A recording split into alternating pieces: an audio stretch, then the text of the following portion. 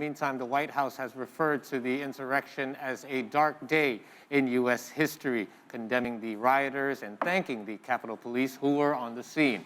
Now, President Joe Biden and Vice President Kamala Harris will speak in one part of the series of events organized by Democrats to memorialize the day. And for the latest updates out of the U.S., we're now connected with VOA reporter Jessica Stone, who is with us live from Washington, D.C. Good afternoon, Jessica. Thank you for joining us. Happy New Year, by the way. Good morning, and Happy New Year to you all. Thank you. So tell us about how the U.S. is currently marking the January 6th events that took place last year.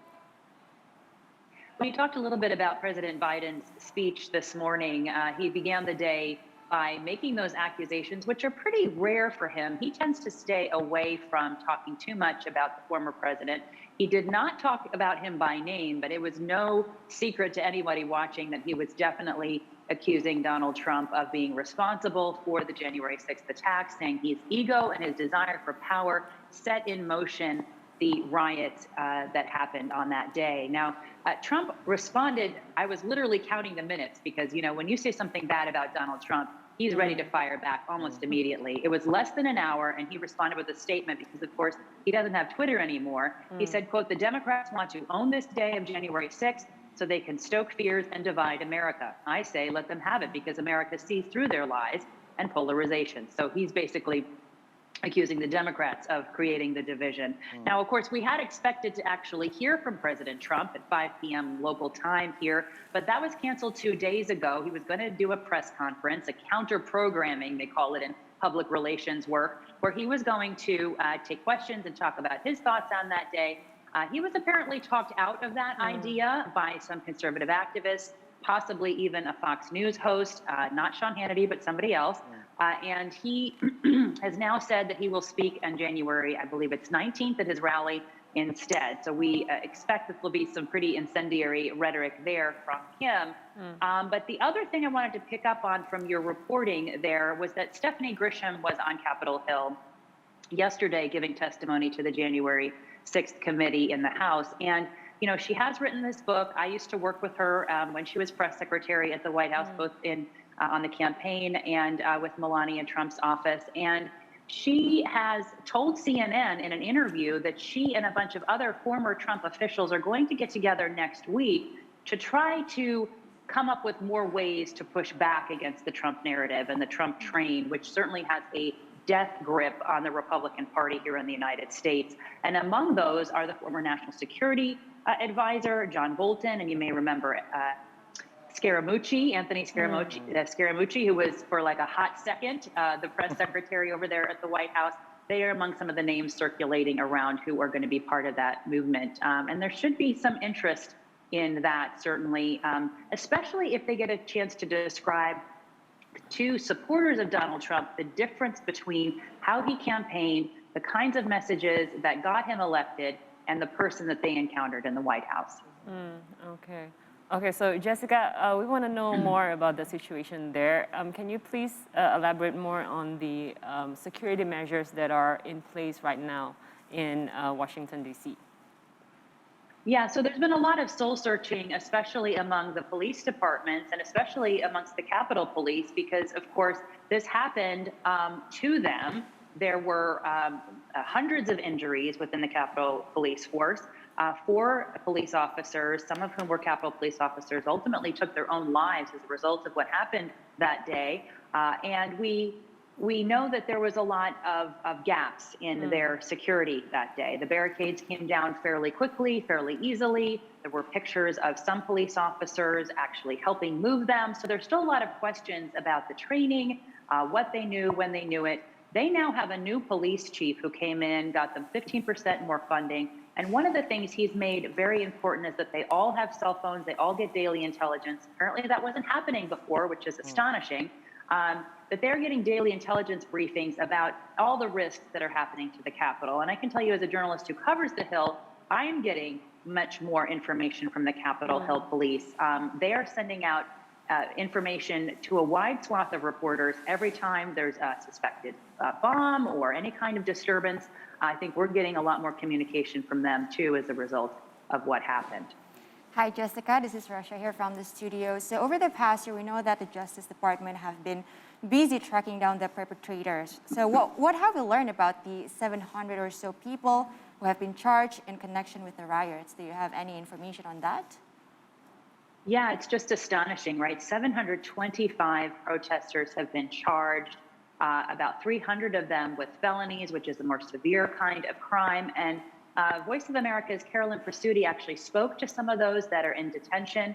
She talked to them about sort of what their motivations were for going to the Capitol that day. Remember, there were about 4 or 5 different protests that day, and certainly not all of them turned violent.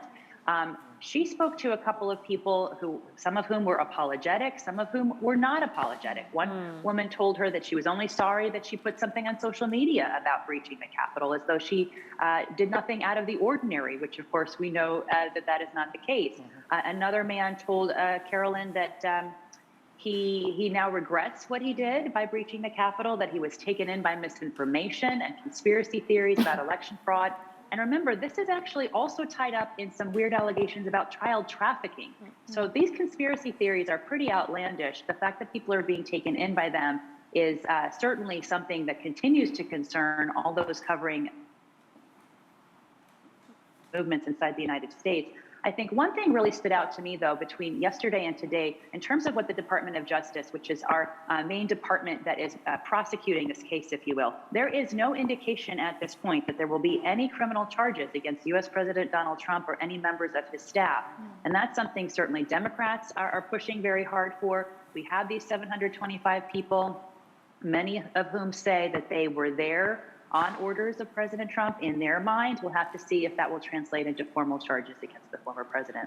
All right, so those are some of the civilian consequences that we are seeing. So moving a year forward now, it's been 365 days. What are the political consequences for what took place last year, and how does this event actually impact American politics, Jess?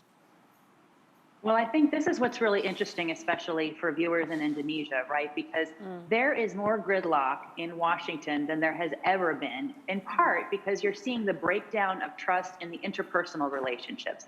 It was bad before January 6th. I want to be clear about that. The 4 years of the Trump administration were part of the sign to those of us that are observers, and even right before then, under the last few years of the Obama administration, that there was a real divide in this country, and certainly between politicians as well. But now we see the hesitancy to even work across the aisle, not just with a Democrat, but with someone who voted differently on certifying the election, because this is normally a formality, the certification of the election. The fact that it was challenged at all is very unusual, and you have a sense of betrayal amongst many Democrats when they used to sponsor bills, for example, bipartisan bills for good things that everybody wants, something like parental leave if you have a death in the family, something very, nonpartisan. We have cases of people not wanting to work together any longer, and that's, of course, making the gridlock last even more. That said, I think we surprisingly did see some coming together over the coronavirus pandemic, the stimulus package that was passed by this Congress, as well as the Uyghur Forced Labor Act. There have been some bright spots, but it is definitely, those of my friends who have covered the Hill a lot longer than I have will say it is the worst it's ever been. Wow. The worst, okay.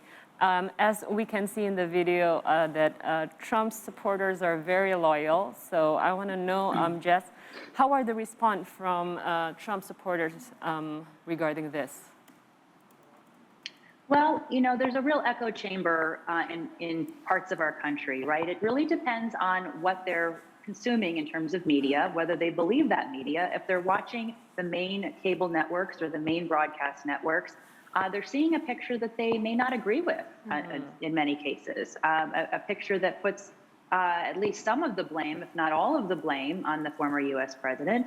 And there are all kinds of theories about what really happened that day. And the fact is, we still don't know all the details, right?